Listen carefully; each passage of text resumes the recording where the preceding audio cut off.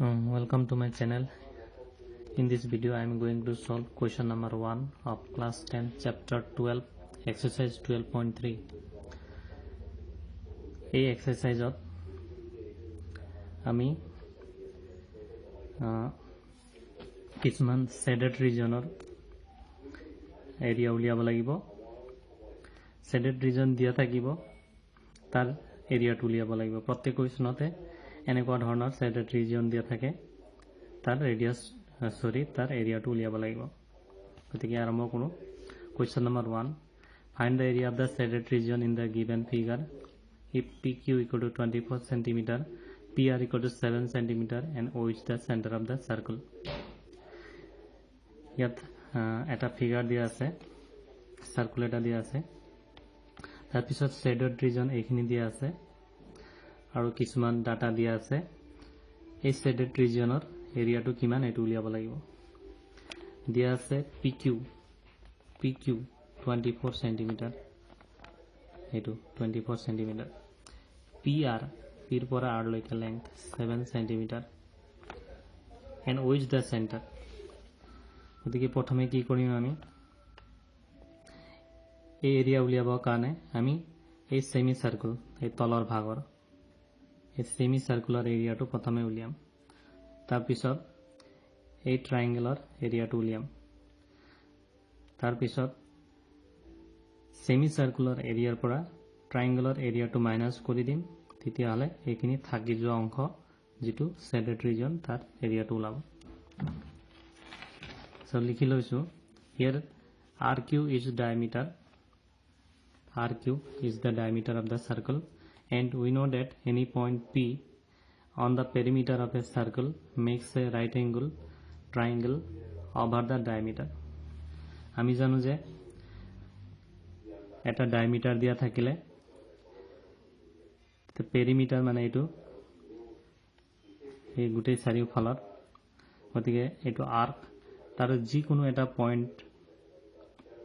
পইণ্টে এই ডায়ামিটাৰৰ ওপৰত 90 degree angle কৰে, মানে 90 ডিগ্ৰী এংগুলাৰ ট্ৰায়াঙ্গল ফৰ্ম কৰে। এটো is a property of the circle.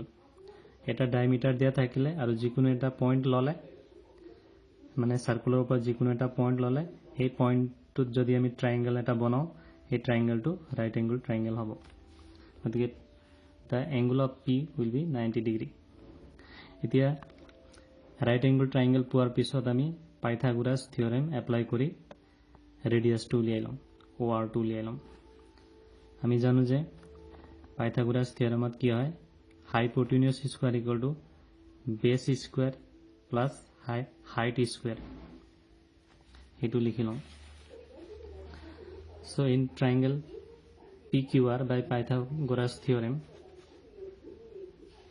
RP square plus PQ square equal to RQ square. এটো RQ square, এটো hypotenuse square, এটো আছে base square, এটো height square. গতিকে ভ্যালু পুট কৰিছো, RP ৰ ভ্যালু 7, PQ ৰ ভ্যালু 24 আৰু স্কয়াৰ টো গুছাই দিছো, এই কাৰণে লেফট হ্যান্ড সাইডত স্কয়াৰ ৰুটটো আহি গৈছে। সো RQ ৰ ভ্যালু হ'ব, এই দুটা এড কৰিলে হ'ব 625 আৰু square root of 625 is 25 centimetre. So RQ ৰ ভ্যালু পাই গলো, RQ ইয়াৰ পৰা ইয়ালৈকে।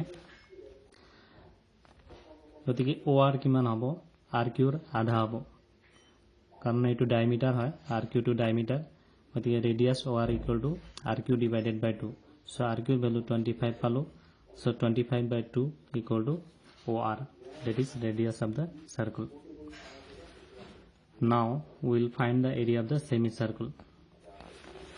Area of the semicircle মানে কোনটো semicircle, এটো R P Q O R, এইটো গোটেইখিনি semicircular এৰিয়াটো কি হ'ব, সাৰ্কুলাৰ ৰেডিয়াসৰ সার্কুলার এরিয়ার আধা হয়।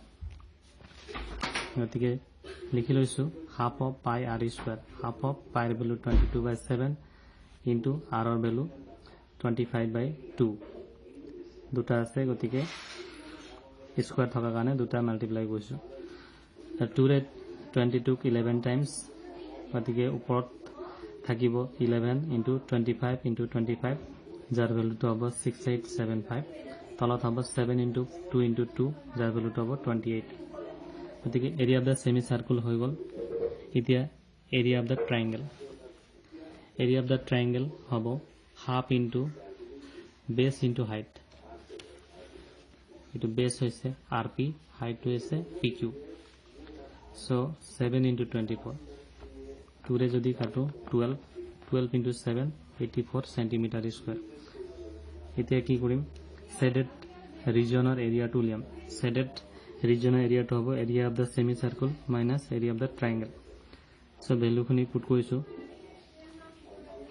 এটো 28 এলসিএম লৈছো 1 আৰু 28 ৰ এলসিএম 28 so 28 रे 28 of 1 times 1 into 6875 that is 6875 minus 1 रे 28 of 28 times 28 into 84 that is 2352 so minus কৰাৰ পিছত ভ্যালু হ'ব 4523 divided by 28 centimeter square this is the area of the required shaded region thank you for watching